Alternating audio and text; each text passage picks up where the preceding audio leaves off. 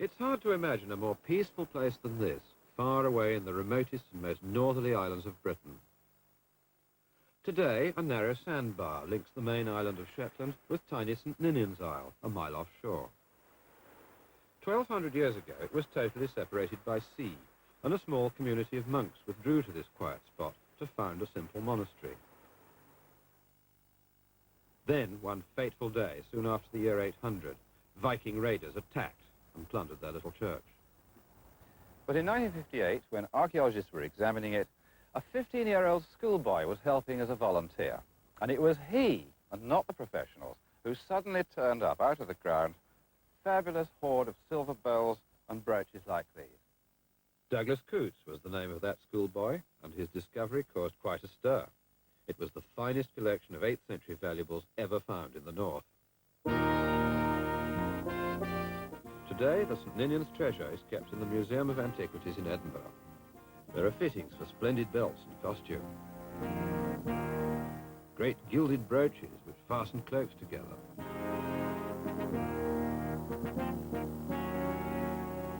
And there was a nest of silver bowls which were piled one inside the other when young Douglas first spotted them in the church foundations 26 years ago.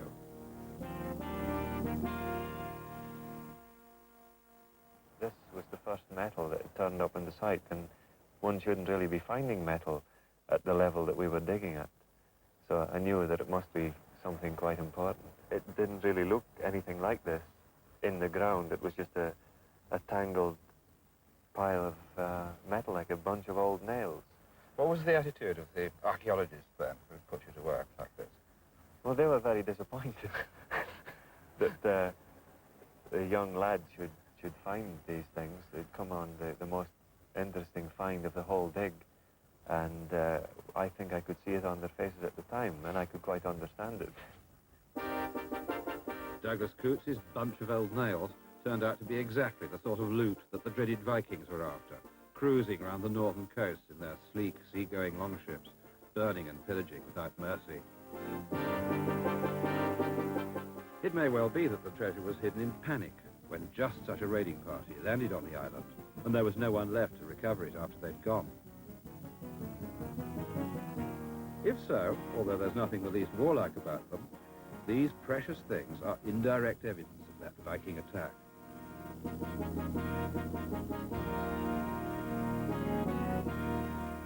But what about the more obvious relics of warfare, such as the actual weapons and missiles lost at the scene of action? Here's the Battle of Hastings in progress on the famous Bayeux Tapestry, which, although it's been in France for centuries, was embroidered by English women for a castle on English soil. It's October the 14th, 1066. From 9 in the morning till 5 in the evening, showers of arrows fly through the air and military equipment of all sorts litters the ground. But then, as now, weapons were costly things, and everything was collected after the battle to be used again. Down in the border of the tapestry, victorious Normans are stripping the twisted corpses of their male shirts and gathering up armfuls of discarded swords. So today, there'll be nothing whatever to be found beneath the field of Hastings, nor any other ancient battlefield.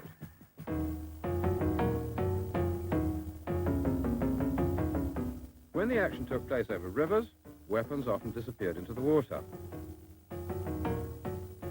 These are all Viking war axes found in the Thames under London Bridge, lost when their savage attacks on it were beaten off in the 10th century.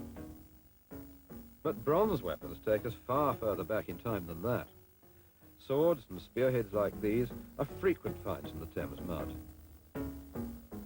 They may well be the relics of long-forgotten Bronze Age battles fought in prehistoric times, even as much as 3,000 years ago. Especially large numbers of swords and spears have been dredged out of the River Thames here at Brentford, where it's shallow. It's a few miles upstream from central London. Before any bridges had been built, and indeed before London even existed, this was the first place inland where you could get across the river on foot. In ancient wars, therefore, this would have been a vital tactical objective. And so many Bronze Age weapons like these have been found lying in the mud here that it does seem as though this was the actual spot where one lot of Bronze Age warriors over on that side fought it out with another lot on this. But who they were and what they were fighting about, we can never know. We'd need proper historical records for that. These belong to prehistoric times, before writing was even invented. 2,000 years ago, Maiden Castle in Dorset was the stronghold of a powerful Celtic tribe, who we know rather more about. The Celts were a quarrelsome people who gloried in war and frequently fought each other. By Celtic standards, Maiden Castle was totally impregnable, protected by 3 successive ramparts and well beyond the range of any missile known to them. But early in 43 AD, the Romans invaded Britain. Soon, news arrived of the battle-hardened Second Legion approaching from the east, and hundreds of tribesmen came pouring in from their farms in the countryside to wait for them. But although the Celts were very brave people, they were very disorganized in battle. So imagine their astonishment when the Legion finally hove into view over there. 7,000 uniformed men in orderly formations, all moving to sharp words of command. Perhaps they even laughed at them, but not for long.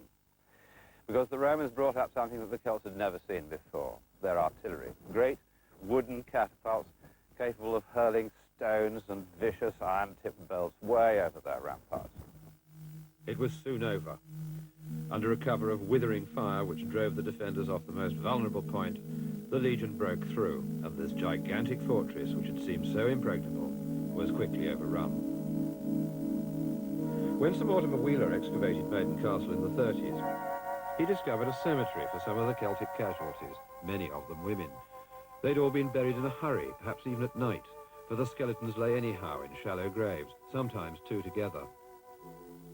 Many skulls had been cleft by Roman broadswords, and one man even had a Roman catapult bolt still embedded in his body. So this was how many proud and independent Britons became part of the Roman Empire.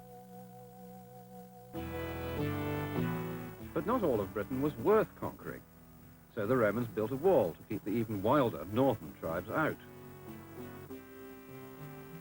Hadrian's Wall is an amazing achievement, running 80 miles across the neck of England from Carlisle to Newcastle. Now and again there's a large rectangular fort as a base for the units which guarded it.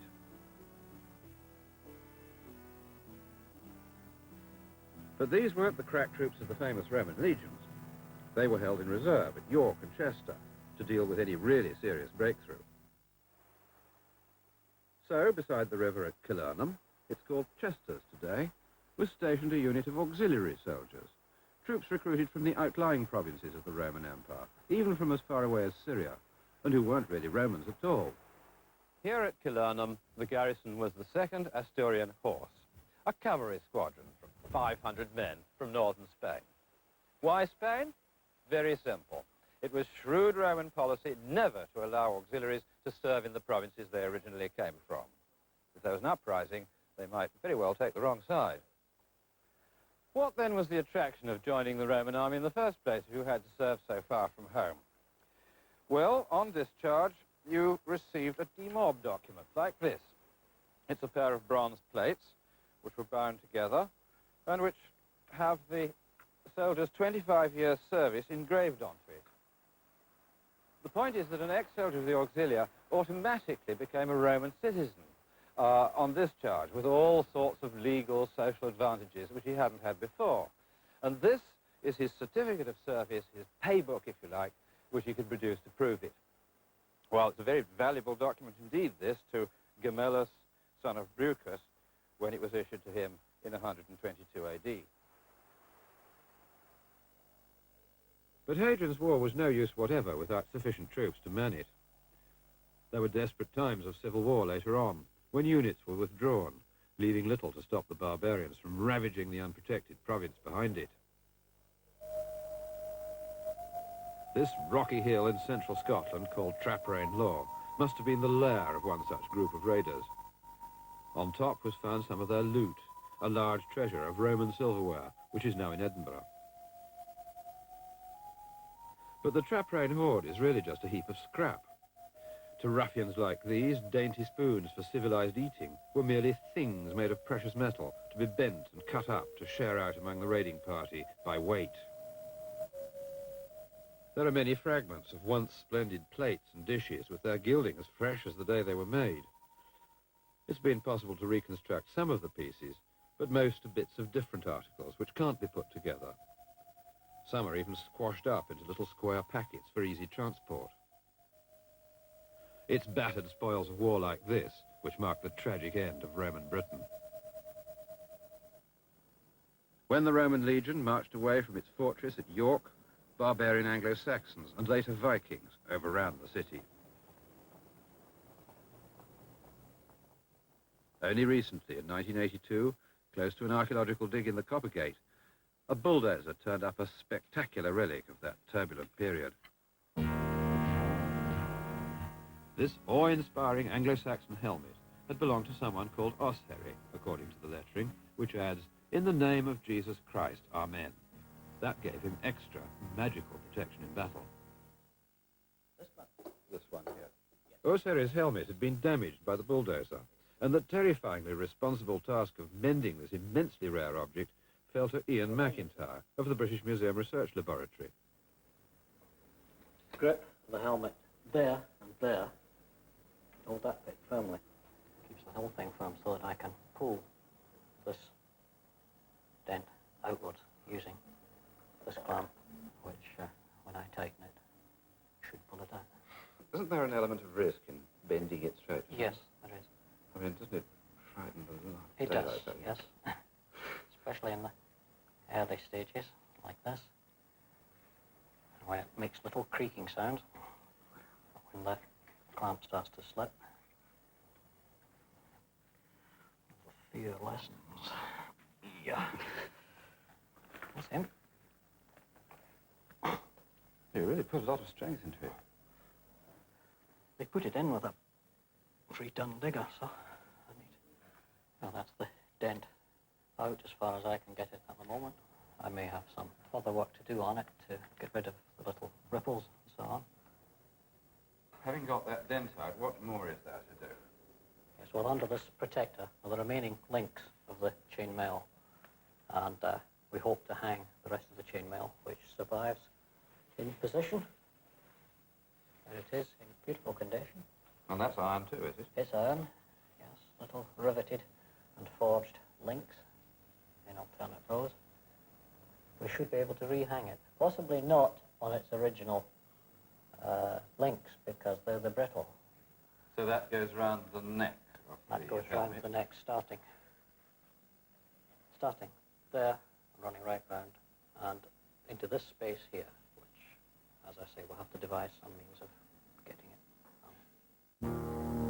Now, all cleaned up and restored, the Coppergate helmet's back in York, where it symbolises the city's violent past in Anglo-Saxon times. In the Middle Ages, too, it is the helmet which best expresses the grim face of constant warfare.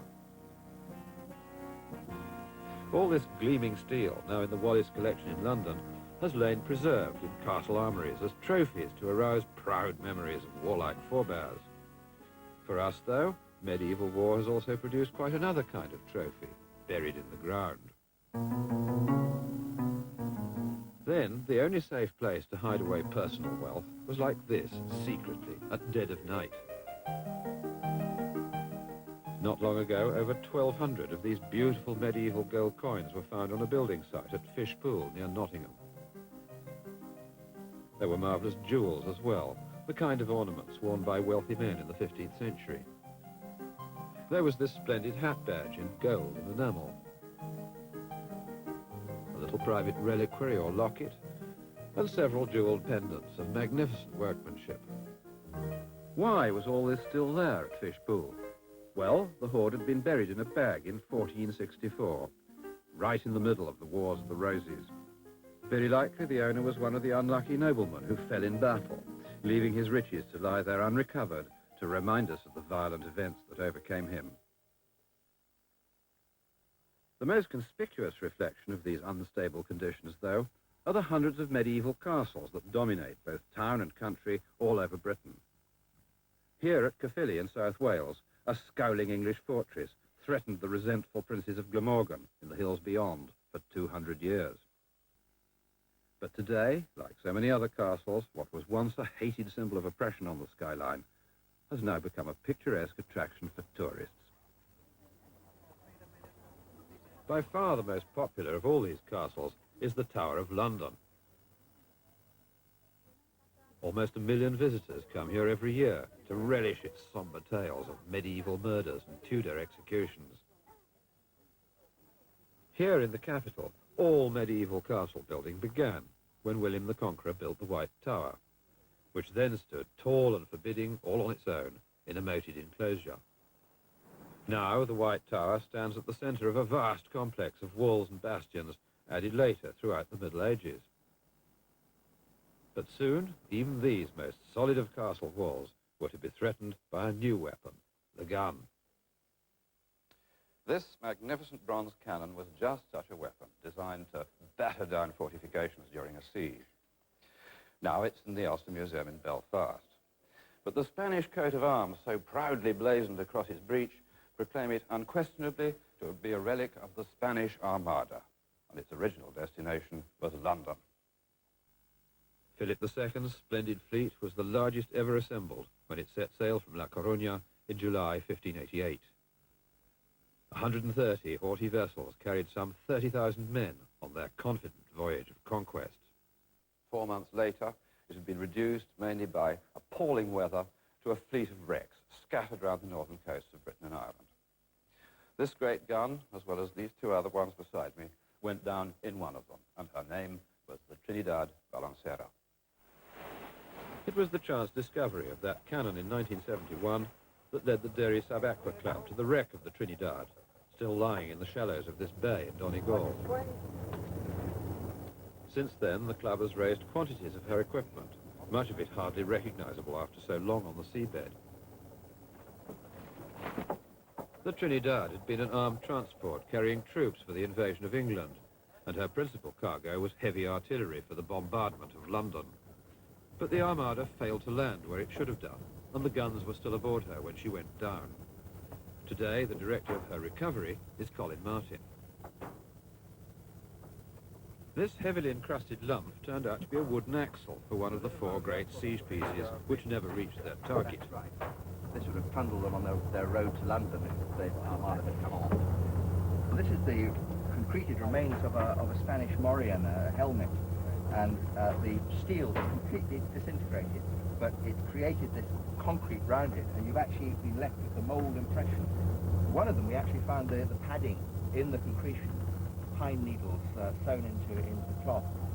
It's actually a very efficient helmet, far better than the British infantry helmet of the present day, far more comfortable. But how had the Trinidad ended up here in Northern Ireland when she was originally bound for the Thames?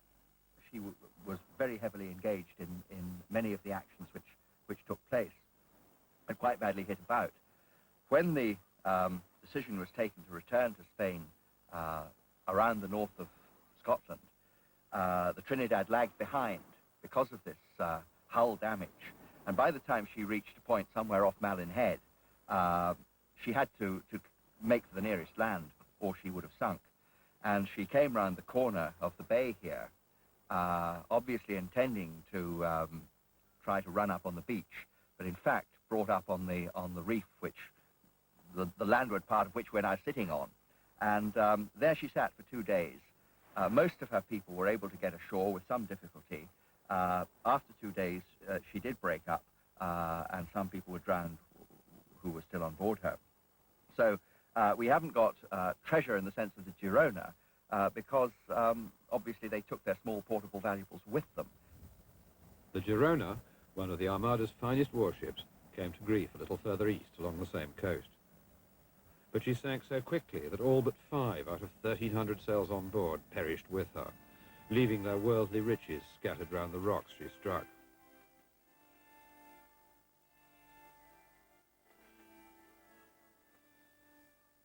Hundreds of gold coins like this were found, as well as the more personal possessions of the many wealthy officers on board,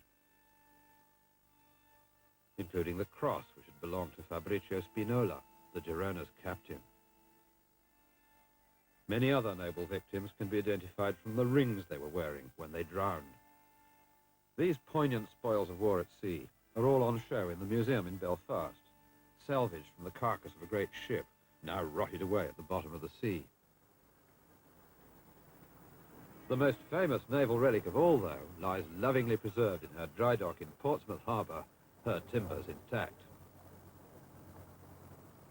Today, thousands of landlubbers flock aboard HMS Victory to wonder at the cramped quarters where 850 men lived amongst the guns at sea. By the 18th century, fighting ships like Victory had become powerful floating gun platforms. 88 huge cannon poked threateningly out of Victory's sides. 16 more were dispersed elsewhere about the ship, a total of 104 guns in all. For greater stability, the heaviest armament was mounted in here, in the lower gun deck, as it's called. 30 massive pieces of ordnance which could hurl a 32-pound ball like this for a mile or more. At half that distance, they could penetrate literally this thickness of solid oak. And at point-blank range, which it often was, the effect must have been shattering. Naval warfare was therefore a matter of skillful seamanship, to sail your craft as near to the enemy as possible, bring these guns to bear, even only for a split second, and the devastating impact of their shot would do the rest. For islanders like us, the 18th century Navy had become our first line of defense. The scene of battle had been shifted away from land onto the surrounding seas by shipborne guns, and Napoleon's invasion never stood a chance. Today, the masts of Nelson's flagship at Trafalgar present an uplifting symbol of naval tradition to the modern ships nearby, which constitute our much reduced sea power. For once again, halfway through the 20th century, the whole manner of warfare changed, and the enormous fleets which put to sea in 2 world wars have gone. Now, these sleek grey hulls lie idly at anchor, while the airborne war machine, which made them obsolescent, drones overhead.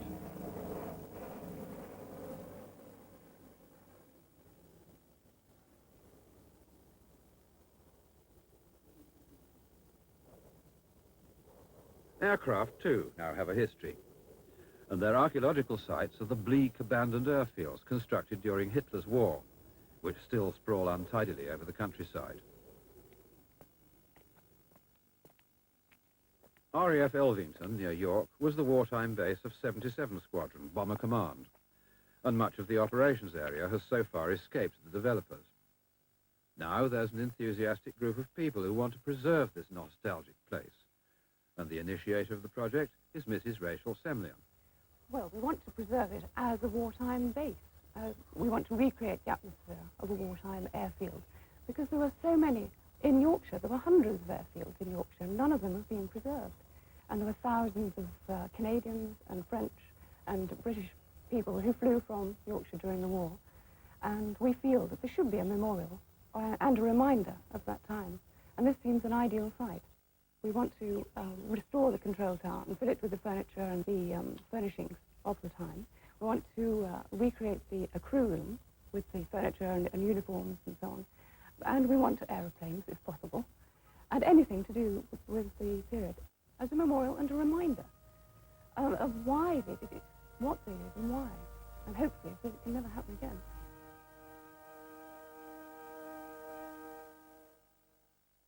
So, with luck and a lick of paint, the somewhat unlovely structures at Elvington will be restored to their former appearance of wartime utility. People will be able to stand on this control tower and capture the flavour of those anxious hours when the returning aircraft were counted in one by one.